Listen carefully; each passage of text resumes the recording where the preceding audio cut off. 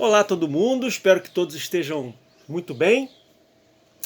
Hoje a gente vai iniciar o nosso debate sobre o cálculo socialista, né? Um debate aí muito quente que aconteceu nos anos 30 do século passado, né? Mas na verdade começa, como a gente sugere aí, entre 1920, né? Com a publicação do livro O Cálculo Econômico, né, numa comunidade socialista, né, do economista austríaco Ludwig von Mises, né, publicado em 1920, como a gente já disse, até a publicação em 45, né, 1945, de um texto sobre o uso do conhecimento na sociedade, de outro austríaco, né, do Friedrich von Hayek.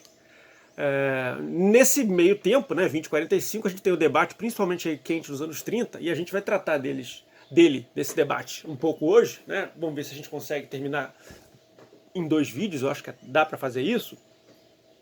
Mas antes de mais nada, né, é bom a gente ver como é que está o estado da própria ideia de ciência econômica nos anos 30, que é onde esse debate vai acontecer, né? E como é que essa questão do socialismo vai aparecer nesse debate se a gente só está lidando com um economista neoclássico aqui, né? Que pode pensar que maluquice é essa, né? Onde é que o socialismo aparece aí nesse debate, né? Então, só para a gente relembrar um pouquinho o que o texto do Robbins está sugerindo para a gente aí nos anos 30, né? Sempre lembrando também que, na verdade, essa proposta dele veio a realmente fincar a pé em 1960, 70, né? Que é quando os economistas vão aceitar a ideia de definição do Robbins de ciência econômica como sendo aquela ciência que trata da escolha de fins alternativos quando a gente tem meios escassos para chegar a esses fins, né? Essa é a proposta do Robbins, e essa proposta aí, que é a proposta de uma, digamos, um procedimento universal aí para a ciência econômica, né? E, portanto, a gente já está aqui tomando parte naquele debate aí que já, na época do Robbins, já tinha 50 anos, né? Que é o debate da especificidade histórica das ciências sociais, né? Quer dizer, o Robbins, ele sugere basicamente que não, a economia não tem a ver, a economia científica não tem a ver nada especificamente com a história, portanto, não aos historicistas alemães. Ela também não tem diretamente a ver com instituições, né? As instituições para eles são dadas, portanto, adeus Veblen e Commons, os velhos institucionalistas americanos, e também não está ligada a nenhuma psicologia, seja ela hedonista ou não, como gostariam aqueles primeiros marginalistas, né? Como a gente está pensando aqui no William Stanley Jevons e no Francis Isidro Edgeworth, esse último aí que até queria, para fazer da ideia de utilidade marginal um princípio realmente científico, queria construir uma máquina, né, um hedonímetro, um prazerômetro, né, como a gente já discutiu aqui. Bom, então quer dizer, se a natureza da economia, enquanto ciência, não é nem institucional, nem histórica, nem psicológica, o que ela é? Né? Ela é a economia científica é aquilo que, tomando parte na batalha dos métodos, né, tomando parte austríaca, né, a economia é uma ciência que atua pelo método hipotético dedutivo, né, e que, portanto, trata de hipóteses, né, ou leis de comportamento que têm o caráter universal. Né? E aí, no caso, tal como o Robbins está apresentando, o que pode ser universalmente dito, isso vai estar mais claro aí nas pesquisas do Ludwig von Mises, né, que é um economista austríaco, vai publicar um livro aí no meio do século XX, 1949, chamado justamente Ação Humana, né, fazendo aí uso dessa teoria austríaca que foi sendo desenvolvida desde o Menger, como a gente já viu, que é um dos participantes da Batalha dos Métodos. Mas o que está sendo colocado aqui nesse instante é a ideia de que o ser humano, que é universal nele, é que ele tenta agir intencionalmente saindo do ponto onde ele está para chegar a um ponto que, dentro da visão desse ser humano, é um ponto mais vantajoso, ou mais adequado, ou melhor. Isso dentro do contexto dele, isso não tem nada a ver com prazer e dor. Né? Como a gente já falou do caso do masoquista aqui, o masoquista pode querer chegar num ponto onde ele sofra mais. Né? Mas isso é o desejo dele, a vontade dele. Eu não estou fazendo julgamento nenhum de valor aqui. Esse é outro ponto do Robbins. Né? Também. Então, essa ideia de que o universal é essa ideia da gente querer sair de um ponto A até chegar a um outro ponto B que a gente considera melhor, ou mais adequado, ou mais vantajoso, e que tem obstáculos no meio para chegar até lá, é o que vai caracterizar a ação humana. E esse ponto B final aí que a gente está sugerindo pode ser de ordem estética, de ordem ética, de ordem material, de ordem de lucro, ou não, né? Só para a gente relembrar, a ação econômica humana, ela serve tanto, digamos assim, para só para dar exemplos aqui bem radicais, né, para a gente entender essa expansão, essa universalização, ela serve tanto para um sujeito aí que está, um nazista, que está operando um campo de concentração e quer gastar o mínimo de recursos possíveis para matar o máximo de pessoas que ele considera que são elimináveis, né? Quer dizer, esse nazista que opera aí um campo de concentração, nesse exemplo que eu estou dando, ele tem aí um problema econômico na visão do Robbins, né? Perceba que aí eu estou falando, evidentemente, de uma ação que tem, do ponto de vista ético, é absolutamente recriminável, né? Mais do que recriminável, né? Totalmente condenável. Mas, no entanto, o problema é econômico, né? Eu tenho recursos escassos e preciso chegar a um fim. Quer dizer, matar o máximo de pessoas que eu considero elimináveis com o mínimo de recursos, certo? Agora, isso também vale para um caso da Madre Teresa de Calcutá, sei lá, né? Que também pode ter o mínimo de recursos dado por doadores para salvar o máximo de crianças, o máximo de idosos possíveis, né? Então, tanto a Madre Teresa quanto o nosso operador do campo de concentração aí terão um problema econômico na frente. Quer dizer, ou seja, o problema de como usar os recursos que eles têm escassos para chegar aos objetivos deles, sejam eles altamente condenáveis e francamente abjetos, ou sejam objetivos que sejam daquilo que normalmente a gente tem como bons para a raça humana, né? Quer dizer, salvar crianças, ou salvar pessoas que estão em situação de fragilidade, né? Então essa é a ideia do Lionel Robbins, né? Então, do ponto de vista da ciência econômica, né, do ponto de vista daquele discurso da academia, é aí que ele quer atacar, né? Tirar a influência dos historicistas, institucionalistas e dos psicólogos, né? Separar isso e dizer que a economia enquanto ciência apenas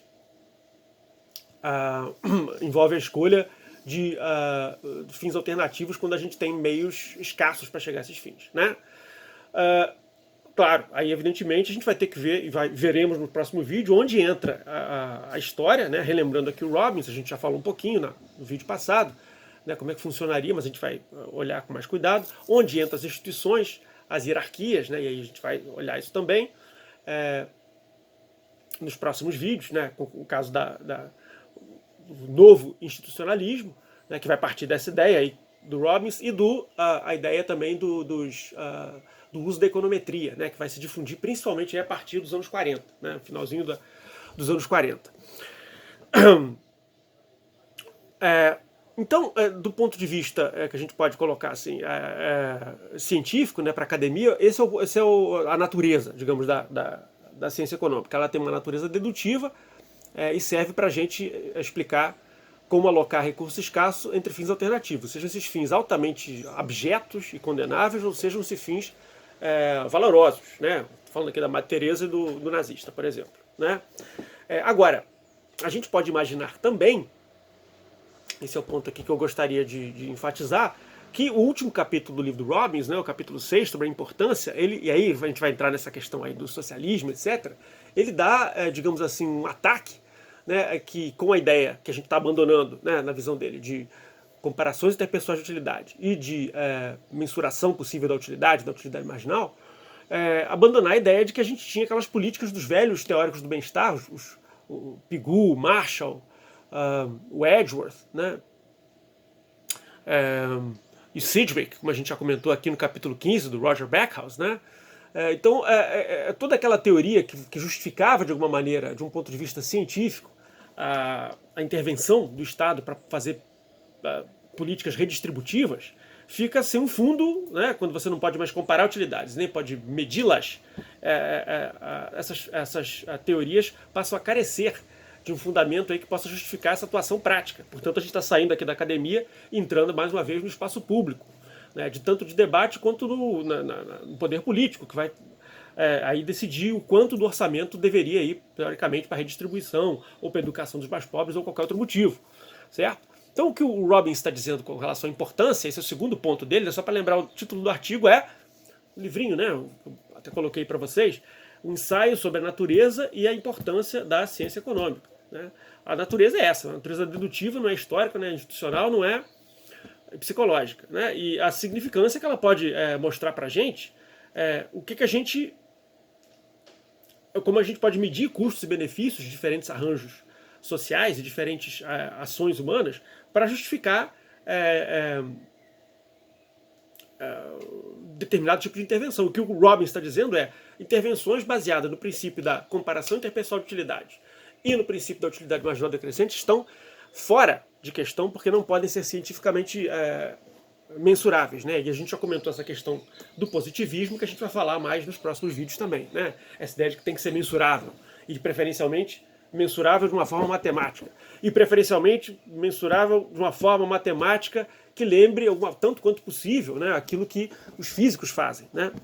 Essa ideia mais ou menos de unificar as ciências, de matematizar as ciências, de formalizá-las, tem a ver com essa visão positivista, de eliminar qualquer coisa que não esteja fora do campo daquilo que é empiricamente verificável ou falsificável, né? Mas a gente vai tratar isso de uma forma melhor, né?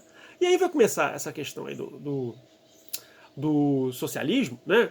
Porque, como eu falei para vocês aqui, né, o Robin já está vendo esse debate aí e vendo que a possibilidade de mais uma guerra e dos conflitos que podem surgir, porque ele está no meio da Grande Depressão quando está escrevendo esse texto, né? Esse texto é de 1932, como a gente está lembrando. Então, o importante para ele vai ser justamente verificar em que medida, por exemplo, quais são os custos e benefícios e possibilidades, lembrando sempre daquela visão que o Marshall já tinha colocado, né, de que a gente não tenta usar a teoria pura como um puro um extrato não, como é que é? Um reflexo da realidade, né, como uma representação fiel. A teoria pura não é a representação fiel da realidade, né? A teoria pura é, de alguma maneira, um template, como a gente já colocou aqui, um campo de testes, onde a gente pode verificar, né, e portanto, só para lembrar que se a teoria é um campo de testes, um template, a gente não está cometendo o vício ricardiano, né? O vício ricardiano, o vício ricardiano a gente comete quando a gente aplica a teoria diretamente na prática. Aqui a gente está dizendo não, justamente não é. A teoria serve para a gente verificar em que medida uma parte da realidade pode ou não ser... a gente pode ou não, digamos, estudar determinada parte da realidade socioeconômica, né? E aí sim, talvez fazer ou não intervenções, né? Mais uma vez, não cometendo a indeterminação de Sênior, o que a gente faz, né? Quer dizer, o que a teoria pura mostra, não nos diz o que deve fazer. O que a gente deve fazer, né? Se a teoria pura lá traça uma oferta e demanda e mostra o salário mínimo, vamos colocar assim, no caso brasileiro, o salário mínimo de R$200 deveria ser de acordo com a regra do mercado, né? Se você dizer que isso então se o mercado disse isso, portanto, a gente deve fazer isso, deve tirar o governo de campo, porque o mercado é assim, né? Leiam o capítulo 6 do Robbins, ele vai dizer explicitamente, não, isso você está tirando o que deve ser do que é, né? Você está mostrando que o fato de salário ser baixo não quer dizer que as coisas devam ser assim. Você pode ter uma miríade de coisas para fazer a respeito disso, né? Esse é outro assunto, né? Um assunto normativo, né? Tem que separar, e esse é outro ponto do Robbins, separar claramente o que é positivo do que é normativo, ou seja, o que é que a gente vê com a teoria pura e o que deve fazer, que é o que vê com a economia aplicada ali e com a arte da economia, né? Para usar aí as contribuições do John Neville Keynes, né? Como a gente já comentou em vídeos aqui e tudo mais, né? Então, do ponto de vista mais prático, né, é saber de que maneira, quais são os custos e benefícios e possibilidades da gente tentar adotar, digamos, uma sociedade do tipo socialista, né? E o que a gente está entendendo como sociedade do tipo socialista nesse momento aqui, né? Especificamente, não estou querendo fazer uma generalização completa, né? Tudo que a gente tem a colocar é o seguinte: a gente sabe que com a Segunda Internacional Socialista, as ideias do Marx ganham proeminência. Essas ideias do Marx, com relação a como é que a gente faz a passagem do capitalismo para o socialismo, né, são incompletas, né? A gente não sabe, ele não deixou um manual de como fazer, né? Como fazer uma passagem. Mais uma vez aí vocês veem o problema do universal, que é onde Marx desenvolve o livro 1 do Capital, e o concreto, onde ele vai chegando aí perto do livro 3, né? E no caso, do mais concreto ainda, que é a arte de fazer a passagem, né? Que os russos estão tentando fazer desde 1917, que se meteram numa guerra civil, aí, né? Para fazer essa passagem aí para o socialismo, né? E o que consistiria o socialismo, né? Quer dizer, como a gente sabe, né, o socialismo não dá para dizer, né, e um dos motivos de fazer PEC é isso, né? Justamente é você evitar generalizações meio vazias, né? A gente sabe que você tem vários tipos de socialismo, que eles surgem no começo do século XIX, com os primeiros movimentos dos trabalhadores, e que Marx é apenas um dos tipos, né? Que ganha proeminência, sim, a partir da Segunda Internacional no final do século XIX. Certo? E que vai ser adotado aí como uma figura central para que a gente possa entender o que vai acontecer na Rússia no século XX. Essa passagem que eles tentam fazer para o socialismo. E nesse momento, né, principalmente em dois textos, na crítica ao programa de Gotha né, que é um texto de 1875, onde ele critica o programa socialista da cidade de Gotha, né, dos trabalhadores da cidade de Gotha, na Alemanha, apontam aí para a necessidade de que o que se dá para fazer na passagem do socialismo, quando a gente tem ainda, está completamente embebido no regime capitalista, é justamente socializar os meios de produção, né, ou estatizar. Né. Isso também pode ser visto no finalzinho do Manifesto Comunista, onde Marx arrola, né, eu até anotei aqui, por exemplo, abolir a propriedade privada, ou seja, estatizar os meios de produção. Né. Imposto de renda progressivo, eliminar direito de herança, centralizar o crédito no Estado, educação compulsória para todo mundo, combinar indústria e agricultura. Todas as dicas que ele dá aí, mas sem um caráter científico, digamos, como fazer essa passagem de uma maneira adequada. Né? Então, para o pessoal aí que está no século... no começo do século XX, final do século XIX, né, e com a influência do Marx e com essas tentativas de fazer essa passagem para o socialismo, entender socialismo significa dizer entender como é que a gente faz a socialização dos meios de produção, né? Ou seja, como é que a gente estatiza isso, né? E aí o que o Robin, aí essa ligação que vocês coloquei no começo do vídeo, falei, como é que diabo de, né? Os neoclássicos têm a ver com essa história, né? A história que a gente já está colocamos aqui, eu peço para vocês reverem o vídeo, caso vocês tenham alguma dúvida, algum receio com relação a isso, ao vídeo do capítulo 15 do livro do Backhaus, A Velha Teoria do Bem-Estar, né? Quer dizer, não se pode justamente dizer simplesmente, né? Você pode fazer críticas, obviamente, mas não dá para dizer simplesmente que os velhos economistas do bem-estar são, digamos, né, apologetas do capitalismo, porque são subjetivistas ou etc, ou se baseiam na utilidade marginal. Isso não é, de nenhuma maneira preciso.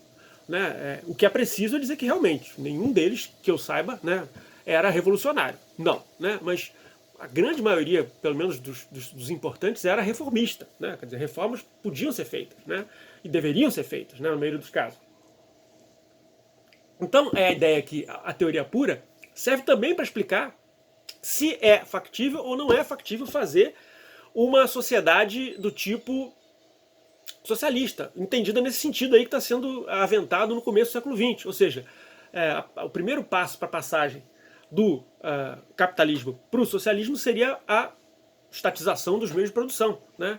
Ou seja, a gente não tem mercado para os meios de produção, para que a gente não tenha aí a compra e venda nem de terra, nem de meios de produção para produzir. Né?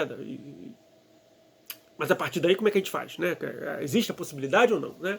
É nesse contexto que o debate do cálculo socialista vai surgir, e é isso que os neoclássicos têm a ver com a história. Né? Quer dizer, o primeiro deles que tem a ver é um dos seguidores aí do Pareto, que a gente já comentou aqui muito rapidamente, a gente falou, vamos comentar com ele mais tarde. Hoje é o dia de comentar o nosso Enrico Baroni, né? Que é um sujeito que segue a linha do Pareto e do Walras, né? Daquela ideia do equilíbrio geral, e ele mostra coisas interessantes, no sentido de que, só para a gente lembrar, aquela velha ideia do Marx, né, a velha ideia do Marx era a seguinte, de que numa sociedade comunista ideal, né, de cada um a gente tinha, vamos colocar assim, né, de cada um de acordo com a sua capacidade, né, e a cada um de acordo com sua necessidade. Né. Então, quer dizer, isso é uma coisa interessante, né, porque quando a gente lê essa frase, a gente logo percebe que Marx não é absolutamente um igualitarista, né? Quer dizer, ele não está dizendo que todo mundo tem que ganhar a mesma coisa de forma alguma, certo? O que ele está dizendo e nem que todo mundo tem que trabalhar igual, certo? E nem que todo o trabalho tem que ser igualitário, né? Pelo contrário, que a gente está mostrando, na verdade, que Marx está bastante ciente aí da pluralidade que a sociedade deve manter, né? Ou seja, de cada pessoa deve dar de acordo com o que ela é capaz de dar, né? Quer dizer, não adianta você cobrar igual de todo mundo. As pessoas têm habilidades, possibilidades, capacidades diferentes, né? E isso é bom, né? A sociedade ser diversa dessa forma, né? Então, não é verdade, né, que cada um tem que produzir igualmente ou trabalhar de uma forma igualitária, né? De forma similar, não é verdade que todo mundo tem que ganhar a mesma coisa, né? Cada um de acordo com a sua necessidade. Uns têm mais, outros têm menos necessidade, né? Só você imaginar, por exemplo, aí compara, sei lá, né, vamos dizer, um fisiculturista, né, que vai ter uma necessidade aí, digamos, de proteínas, de carne, de não sei o que, muito maior do que alguém que, de repente, é muito mais, não faz esporte, ou uma pessoa que é fisicamente mais frágil, né? Então você tem necessidades diferentes. Essas necessidades diferentes, portanto, dá conta, porque eu estou querendo dizer isso para a gente também, de alguma maneira, ir descaricaturizando certas versões do Marx de que ele seria um cara que não considera um indivíduo, né? Tal como eu entendo, não é verdade isso, né?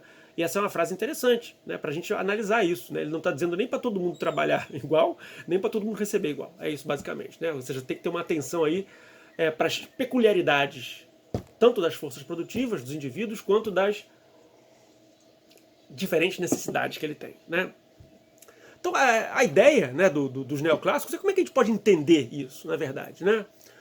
O que o Baroni, como eu estou comentando aqui, entende dessa forma, quer dizer, usando o arcabouço do Walras, né, do modelo de equilíbrio geral, o que ele pode mostrar é o seguinte, quer dizer, se eu tirar de todo mundo a sua produtividade marginal, e se eu der para todo mundo a sua utilidade marginal, né, entendido aí, o Baroni é uma pessoa interessante, porque é um dos primeiros, aí ainda no comecinho do século, e escrevendo em italiano, a admitir já que essa noção de utilidade marginal, assim como o Pareto também já tinha criticado, é uma noção de utilidade marginal frágil, né? Ela não vale o que pesa, né? Não dá para a gente medir utilidade, não dá para a gente comparar a utilidade. E, portanto, quando ele fala assim, a cada um de a sua utilidade marginal, ele quer dizer a cada um de acordo com a sua preferência, né? Com as suas preferências de acordo com o que a pessoa necessita, né? Vamos colocar nesses termos aí, né? Sempre lembrando, tenho certeza que vocês sabem disso, que lá em micro, né, a gente usa a ideia de função de utilidade, etc., mas ela, na verdade, não mede prazer e dor, né? Ela é apenas um substituto para ordenar aí as escolhas que os indivíduos fazem. Essas sim são verificáveis, né? A ordem das escolhas dos indivíduos. Não é prazer e dor não, mas a ordem das escolhas e essa ordem de escolhas pode ser representada por uma função de utilidade. Esse é o ponto que a gente está sendo discutido aqui, né? Então, basicamente, o que o Baroni, né, Enrico Baroni, nesse texto de 1908, está sugerindo é o seguinte: se a gente imaginar um governo socialista, né, que centraliza os meios de produção, e se esse governo socialista souber a produtividade dos fatores e as necessidades dos indivíduos, né, entendidas aí com base nas preferências deles, né, que é a versão moderna, né? Claro que você pode questionar isso, né? Em que medida as preferências dos indivíduos refletem de fato seu bem-estar, né? Mas isso é um assunto para a gente discutir em outro curso. Vamos pressupor aqui que a gente simplesmente tenha um governador, um ministro de Estado centralizador, socialista, e que ele saiba quais são as produtividades dos fatores e saiba quais são as necessidades dos agentes, né? Nesse caso, ele pode fazer uma redistribuição que seja parecida com a do mercado, né? Ou seja, ele pode alocar os fatores para aqueles fatores de produção para aqueles que são mais produtivos e pode dar para as pessoas de acordo com o que são as necessidades mais prementes delas, né? Então, aí é o ponto que eu gostaria de enfatizar, onde entra a economia neoclássica e a discussão sobre o socialismo, é que parece para o Baroni, né, que e isso vai ser importante na discussão geral também, que vai se desenvolver nos anos 20 e 30, principalmente nos anos 30, é que o governador, o presidente ou o chefe, né, de um Estado socialista vai enfrentar, o problema principal dele é justamente como computar, né, como que eu posso, armazenar os dados relativos justamente às produtividades dos fatores de produção e às necessidades dos consumidores e dos membros da sociedade, né? Esse é o problema, como é que eu junto um e junto o outro, né? Então o Baroni já coloca a coisa nos seguintes termos. A gente pode entender a questão do Marx dessa seguinte forma, como eu estou colocando, né? Aquela frase do programa de Gotha, cada um de acordo com sua necessidade e de cada um de acordo com sua capacidade, pode ser interpretada em termos neoclássicos como de cada um de acordo com suas produtividades, né, produtividade marginais, produtividade marginal do capital, produtividade marginal do trabalho, e a cada um de acordo com suas preferências, né, que a gente pode representar aí por funções de utilidade, né. Desse forma, a gente responderia à questão do Marx, né, se a gente conseguir saber quais são as produtividades marginais e quais são as preferências das pessoas. É uma questão de computação de informação, portanto. Certo? É isso que impede a gente de fazer um socialismo tal como está se entendendo aqui nessa fase, ou seja, a possibilidade de estatizar os meios de produção, né? Então, esse é digamos, o pano de fundo em que a discussão do Baroni está se colocando, né? Então, o que que como é que essa discussão vai se desenvolver, na verdade, né? Só para a gente lembrar como é que isso é importante, né? A Revolução Russa, né, de outubro, né, já vinha sendo, digamos, anunciado desde 1905, mas ela acontece em 17 mesmo. E a Revolução Russa, ela sofre logo de cara, né, com a Guerra Civil, aqueles problemas que a gente conhece dos revolucionários, de você ter, principalmente no inverno russo, muito forte, né, mortes de muitas pessoas com a desestruturação do próprio sistema produtivo nessa primeira fase, né?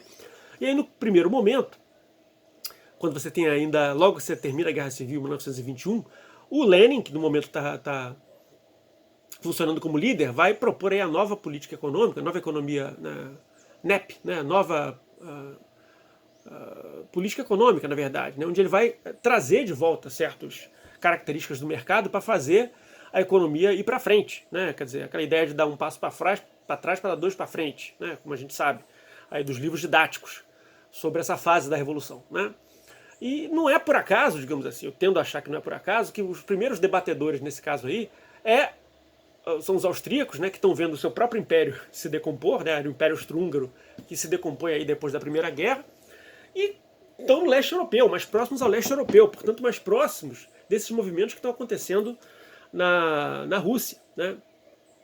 Então, eu não estou dizendo que tem uma relação direta, tá? Quer dizer, o que está acontecendo com o Lenin e essa necessidade de trazer o mercado de volta para a economia, de alguma forma, como uma forma de dar um passo para trás para a gente conseguir alavancar o socialismo no futuro, ou seja, para fazer uma estatização mais plena no futuro. Eu não estou dizendo que esse passo aí foi diretamente responsável pelo artigo do Mises de 1920, que se chama justamente o cálculo socialista numa comunidade, o cálculo econômico numa comunidade socialista, né? Esse é o nome do artigo de 1920, né? Mas de fato, né, quer dizer, mais uma vez o problema da especificidade histórica aparece aí. A gente tem